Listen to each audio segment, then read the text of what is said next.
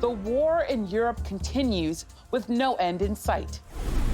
Being the leader of the world means to be the leader of peace. The president of Ukraine pleads with the U.S. for more help as his country faces Russia's brutal attacks targeting the most vulnerable, including children. He is a war criminal. And President Biden delivers his strongest rebuke yet of President Vladimir Putin. Plus, the Russian people especially are able to distinguish true patriots from bastards and traitors. I am certain that this necessary and natural self-cleaning of our society will only strengthen our country.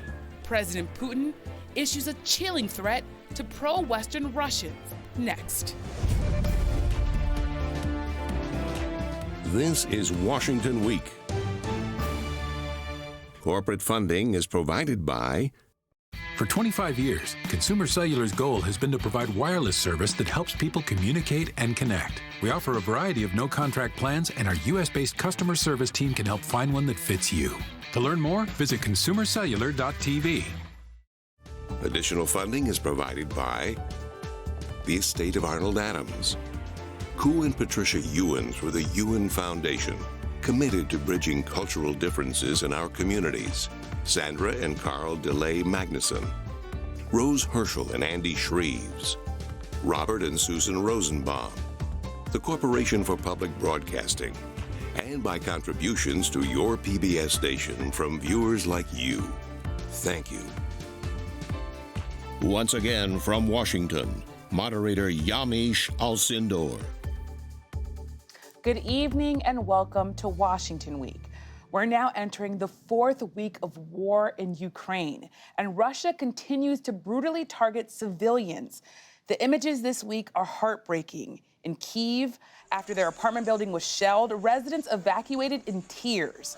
Others had to be carried out on stretchers. In Mariupol, a theater was bombed. In the days leading up to the attack, that building had clear signs saying it was sheltering children.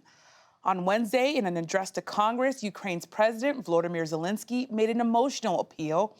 He pleaded with lawmakers for more military support and to impose a no-fly zone. Today, the Ukrainian people are defending not only Ukraine, we are fighting for the values of Europe and the world, sacrificing our lives in the name of the future. Despite that appeal, President Biden and most members of Congress remain opposed to a no-fly zone. They are concerned it could lead to a direct military conflict between the U.S. and Russia. Still, after Zelensky's address, President Biden committed more aid to Ukraine. The American people are answering President Zelensky's call for more help. America stands with the forces of freedom. We always have and we always will. In total this week, the U.S. has committed an additional $1 billion to Ukraine. Meanwhile, despite bipartisan support for helping Ukraine, some lawmakers continue to criticize the president's actions. The president really needs to step up his game. He has frequently done the right thing, but never soon enough. Joining me tonight to discuss this and more, Jane Ferguson, special correspondent for PBS NewsHour. She is in Kyiv, Ukraine, of course, the capital city. Rachel Scott, congressional correspondent for ABC News. And joining me here in studio, keeping me close and warm, is David Sanger, White House and national security correspondent for the New York Times. Thank you, David, for joining our crowded studio. Jane, of course, I have to start with you. This was a heavy week. We saw so many images of civilians being targeted. You've been on the ground talking to soldiers. Talk to me a little bit about where things stand now. And you talked about the unity. Talk a bit about what you're hearing from soldiers. Yeah, we've been out, Yamiche, out to the front outside of Kyiv, especially to the northeast of here. And of course, the Ukrainian forces have famously fought the Russians to a standstill against the odds and certainly against many predictions in Washington, D.C. and around the world. Talking to soldiers out there at the front, the more professional soldiers holding the front line, you know, they're very much so of the opinion that effectively a lot of the military aid that's coming in is helping and is working. Things like the anti-tank missiles, the handheld rocket systems, like the javelins or the man-pads, those are helping, they tell us, to take out tanks, to take out helicopters. We've also seen, a huge amount of recruitment here into the volunteer forces. There is a huge sense of the moral high ground, of unity, and of just an incredible amount of solidarity across the nation with these troops. So they certainly have the morale on their side. Well, you're talking about an incredible amount of solidarity. That comes, of course, in the face of Russia targeting so many vulnerable places, including at one point a school for visually impaired children. What's the impact of so many civilians and vulnerable people, children, being targeted and killed in these attacks?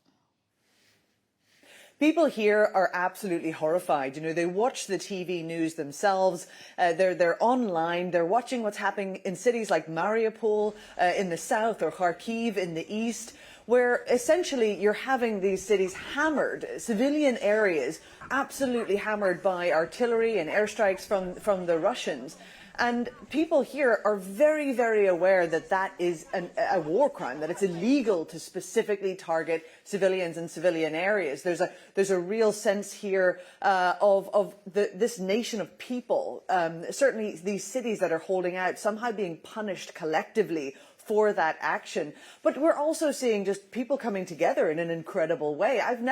In all my years of war reporting, I've never seen people showing up like this in very individual acts of kindness. It's not just, famously the organization of the volunteers here with organizations and those who are going to the front and joining the armed forces, but also you'll get to areas where there's a humanitarian corridor negotiated where some of the civilians are able to escape the fighting, and you might just find locals from the local apartment buildings will come down with a tray of sandwiches or hot soup outside outside Lviv train station, where people are coming from Kiev so they can give them a hot meal.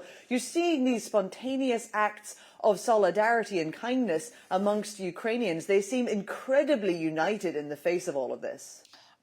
David, Jane is talking about the Ukrainians being incredibly united here. What's your sense of why Russia is choosing to target vulnerable populations, civilians, children? What's the goal there? I don't think it was their first choice.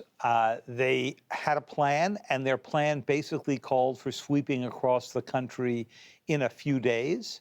And, we're, as you pointed out, at sort of week 3. They thought by this point they would be sweeping into the West, having already taken Kyiv and the South. For all the reasons you've heard, that hasn't happened yet. Partly it has been that they cannot seem to keep their air support in coordination with their ground operation. Partly it's that the Ukrainians have cut off their supply lines. There's some evidence that the United States and other Western allies have been messing to some degree with their communication systems, and they've had their own problems with that may be completely unrelated to anything the U.S. did. So they're far behind. And when they're that far behind, they're going back to a strategy that they used in Grozny, for example, in Chechnya back in the 90s, and in other cases where, under these circumstances, they've just done a reign of terror, not discriminating between civilian targets and others. And that's what led to President Biden finally saying today what seems obvious to all of us, which is there are war crimes being committed and being committed in Vladimir Putin's name. And Rachel, that's the reign of terror that David just described there. President Zelenskyy, he brought a video and had an address to Congress. There are some experts, lawmakers, who were saying it was one of the most important speeches delivered by a foreign leader to Congress since Winston Churchill delivered his address to joint Congress during World War II. I wonder, though, as lawmakers were crying afterwards, after that address, what was the impact? What are the changes, if at all, to the actual policy, given what the president was asking for? Yeah, and I think there's one thing that both Democrats and Republicans, there's a line that they're not willing to cross, and that is the no-fly zone. You heard President Zelenskyy call for closing the skies, and there is just bipartisan agreement on that front in lockstep with President Biden, where they just really are not willing to go that far, where they want to keep the national security interests of the United States paramount and first. And so that's simply just off the table for the majority of lawmakers on Capitol Hill. I think President Zelenskyy has actually been pretty effective in urging lawmakers to act. We saw the pressure that Congress, including House Speaker Nancy Pelosi, put on the White House, put on President Biden to ban Russian oil and energy. Then we saw the White House soon follow with that action. But at this point, so many lawmakers are really directing it back at the president. They've already approved nearly $14 billion in humanitarian and military assistance to Ukraine. And at this point, I don't know, while there are some talks and some ideas of legislation that could possibly be passed, I'm not too sure whether or not we will see as much of an effort to get that much legislation or that much more humanitarian or military aid through Congress and through both chambers. Well, I was going to ask you as a follow-up, I know that there's still some things in the works going, happening in Congress. What other consequences are lawmakers talking about making Russia pay from Congress? What actions are they talking about taking? Right. And so today we saw the House pass this legislation looking at trade sanctions, right? It really just kind of parallels the actions that the White House and the president have already taken when it comes to trade sanctions on Russia. There's so much talk from Republicans who are still very much outraged over the White House and the Biden administration rejecting that plan from Poland to help facilitate the transfer of those fighter jets. So some Republicans have called for legislation that would push that forward. I think there's also still a lot of concern on whether or not the humanitarian and military aid, the number of nearly $14 billion that has already been approved, is going to be enough. And so Senator Marco Rubio said that the needs are going to change week by week. And we heard that from President Zelenskyy as he was addressing Congress. He says every week there needs to be new sanctions slapped on Russia, that the battlefield is really evolving at this point. So I think we can continue to see ideas of legislation move forward. But you already have some senators like Senator Joe Manchin saying the president has already taken action here. Do we really need to pass legislation to codify this at this point if the president has already delivered on that front? And something else that we heard from President Zelenskyy, Jane, this week was an interview that he did with NBC News where he said that World War III may have already started, really touching on the idea that President Biden has consistently said he does not want to take military action to defend Ukraine because he doesn't want to start World War III with Russia. How does what Zelensky's saying there connect with what you're hearing on the ground?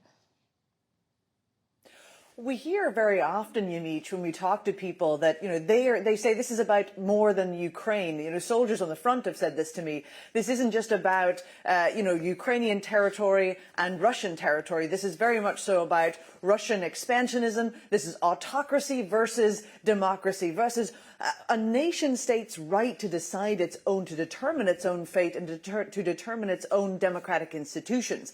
So when we're talking to soldiers, don't forget we're also talking to young people very often. These are young, educated, very liberal, often, very Western-leaning young people. So they're saying this is about way more than this.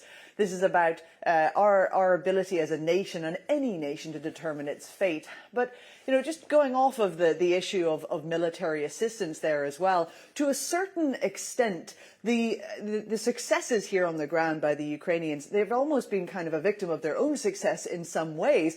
Because when we're talking about, airstrikes and potential no-fly zones, essentially the Ukrainians being able to hold off the Russians has helped the Biden administration to that extent, because we don't have Russian troops marching right towards the border with Poland and NATO and basically facing off with NATO face to face there. Instead, what's happening here is to some extent working for now. So in many ways, what the Ukrainians are very aware of, and they talk about a lot, is that they are fighting and dying for democracy in Europe, and that they see it very much so on not just a regional scale, but a global scale.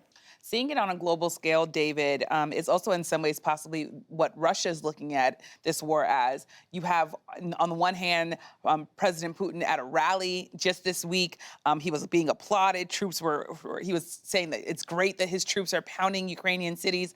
But we also saw a Russian protester in what was really remarkable video, a producer run on national television in Russia with a sign that said, "No more war." What are the internal dynamics President Putin is having to balance here as this war goes on longer than he thought it might? Well, he's running a dictatorship, but he's running a dictatorship that has had protests in the past, and he's usually reacted to them quite harshly. One of the reasons that he was so angry at Hillary Clinton during the 2016 campaign was that in 2012, when she was still Secretary of State, she had backed some Russian protesters who had put on some fairly modest protests in Moscow. And I think that was one of the reasons that Putin decided to go into the 2016 election, even if he did it in, a somewhat clumsy way. I think the big question that comes out of this larger global issue that you're raising is, what did Putin hope to do if he took Ukraine quickly?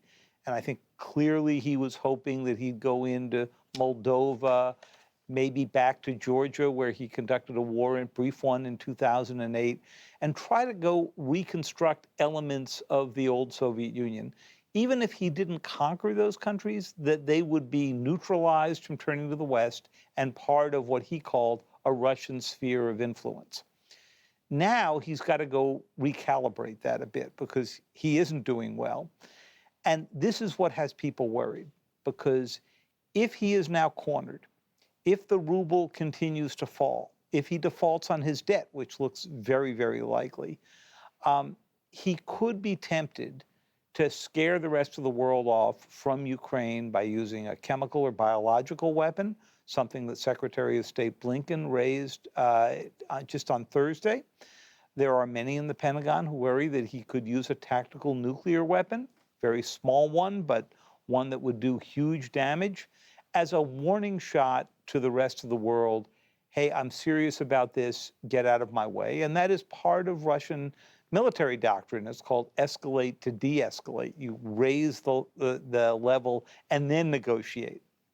And that's the really scary element of how this could expand. I mean, talking about biological warfare and nuclear warfare as a sort of warning shot is definitely scary stuff. And you said that American officials are also worried that there are cyber attacks possibly that could happen. Talk a bit about that. What could the U.S. response to a cyber attack look like, and what impact could that have? Sure. So first of all, cyber is the dog that hasn't barked yet here. All of the early models, Yamiche, of what this invasion would look like started with big cyber attacks on the Ukrainian power grid, the communication system. That didn't happen. We think, but we don't know, in part because Putin miscalculated, thought this was going to be a quick war, and didn't want to destroy systems he would need when he was occupying the country. The bigger mystery is why it hasn't happened since, and whether it's the United States or other allies who interfered in those cyber attacks. The big concern now, of course, is that he can't reach our financial system without using cyber, and that may still be coming. Well, the other issue that's really at play here is that China could possibly be factoring into here. President Biden spoke to China's president, and in the call, the White House says Biden laid out the consequences China would face if it provides aid to Russia. I'm going to stick with you, David, for one more question, which is, what form of support could China possibly provide to Russia? Because you've said that you think that China might provide some support, likely will. They may. You remember that on the first days of the Olympics, Putin went to China, signed an agreement with Xi Jinping, the president of China, that basically established a kind of anti-American, anti-Western alliance. Then he immediately did this invasion. We think the Chinese knew he was going to invade, but they didn't know he was going to invade in a way that would reveal his weaknesses. The question now is, what are the Chinese going to do to bail him out? There are only two ways to do it. One is to provide him with some financial backing. that would get around the sanctions. The second is to provide him with some drones, communications equipment, other things he's asked for in the way of military equipment. This has got to be hard for Vladimir Putin. He doesn't want to be the junior partner in the Russia-China partnership. In the Cold War, the Soviet Union was always the superior partner there, and he doesn't want to be the vassal state. But he doesn't have any choice because China's the only one here with the power and the resources to bail him out of this. And Rachel, I want to bring you in because as David's talking about sort of all of the power dynamics here, there's the politics of this too. You have two things going on here, which is that Russia is becoming very much a bipartisan enemy, really, of lawmakers on Capitol Hill. But you also have people like, I would say, Madison Cawthorn, who called Volodymyr Zelenskyy a thug. Kevin McCarthy, though, said that he was wrong, his own member that he's still backing for re-election. He said that he was wrong. Talk about the Republican politics here in particular as they've evolved when we think about where former President Trump was to where Republicans are on their way to. Yeah, and I think that the Republican leadership is definitely trying to create some distance between some of these small group of GOP lawmakers who have spoken out either weirdly praising President Putin or calling Zelenskyy, as you mentioned, a thug. We even saw Senate Minority Leader Mitch McConnell create some distance between former President Donald Trump, who obviously referred to President Putin as a genius. And so they are trying to create a very stark divide here. And definitely today, Leader McCarthy spoke out against those words, but also still sort of offered his support in this critical election year. This is definitely an interesting dynamic that we are seeing play out there on Capitol Hill, but it's one where Republican leadership wants to be firm on this. They want to speak out, and this idea of Congress being united on this front, united in their support for Ukraine, but also speaking out against Russian aggression. And they're trying to balance this at this point. Still slamming President Biden for, in their words, not going far enough soon enough. And so it's a delicate balance that they're really trying to achieve here, but definitely leadership drawing the line from this handful of Republican members who have decided to choose those words to refer to Zelenskyy and or Putin. And Jane, you talked a bit about sort of the kindness that you're seeing on the ground.